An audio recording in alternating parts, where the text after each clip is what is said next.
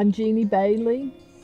I've been a caver since back in the 80s. My husband is Steve Bailey, and we cave together. Hey, I'm Steve Bailey, and I'm from Piedmont, North Carolina, and we've been married. Well, we were caving before we were married, and we started caving in 1982. We went in our first cave together. From our first caving trip, we fell in love with caving, and I think that's when we fell in love with each other. My name's Tyler. I first got into caving a few years ago when one of my old roommates invited me on a caving trip out in Chattanooga, Tennessee. Back in the 80s, we were doing exploration caving, finding new caves that had never been entered before.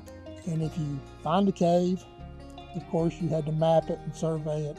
We're currently working on a survey of Worley's Cave. You take a tape and you measure from one point to another point, and then you use a compass and a clinometer, and you take readings that help the sketcher know how to actually draw the map on paper. I'm currently in Worley's Cave, which is located in northeastern Tennessee.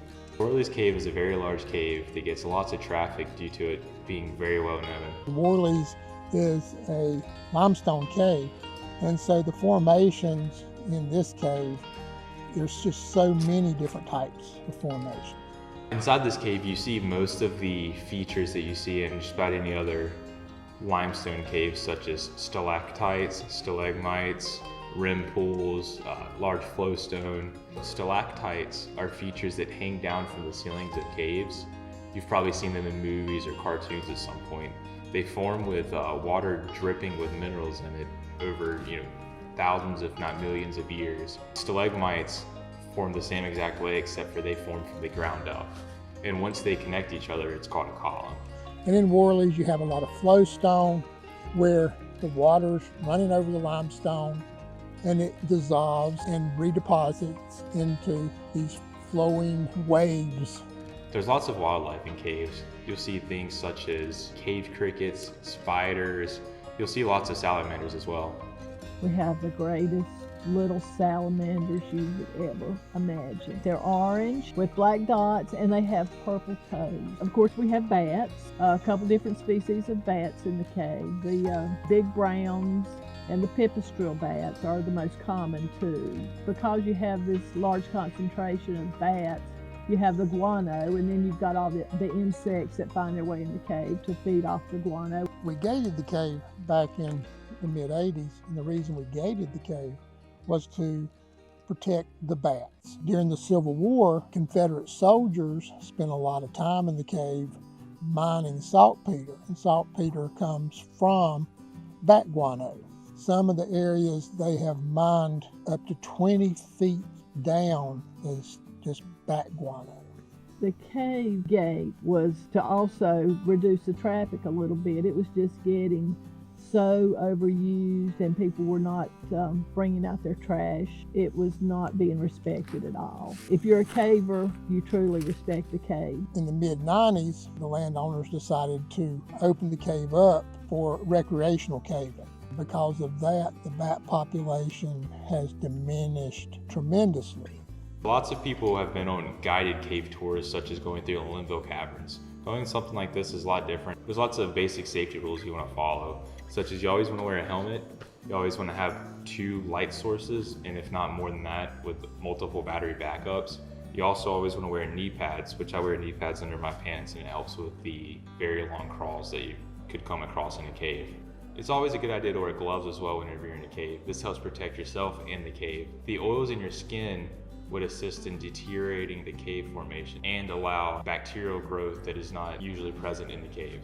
When we were first caving, we had no idea there was a caving community at all. On about our 3rd trip into Worley's, we met a group about a mile underground, and they were from the Flittermouse Grotto. And a grotto is a caving group, and they're all over the United States and even into other countries. The caving community is much larger than I initially thought.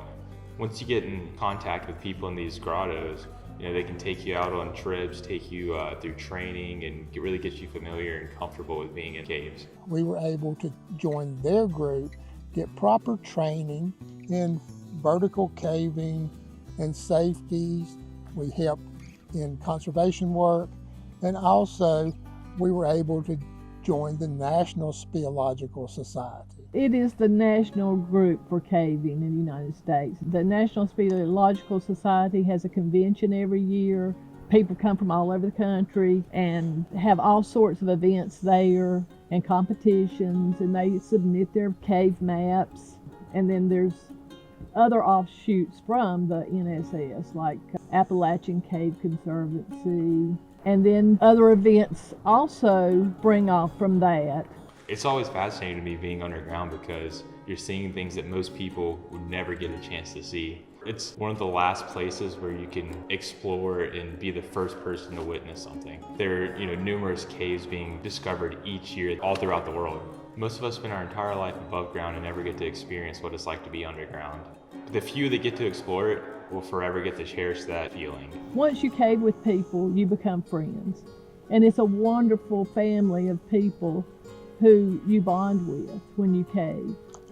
And that's one of the big perks of caving, is just this wonderful group of people that you become so close with, because when you're underground with someone, we're all kind of taking care of each other. We do get to meet so many wonderful people. And wherever we go, we know we have this family of people that will be there for us, take us into their local caves. You continue year after year to go to these events and see these same people again and have a good time with them. We always have a bat sticker on our car.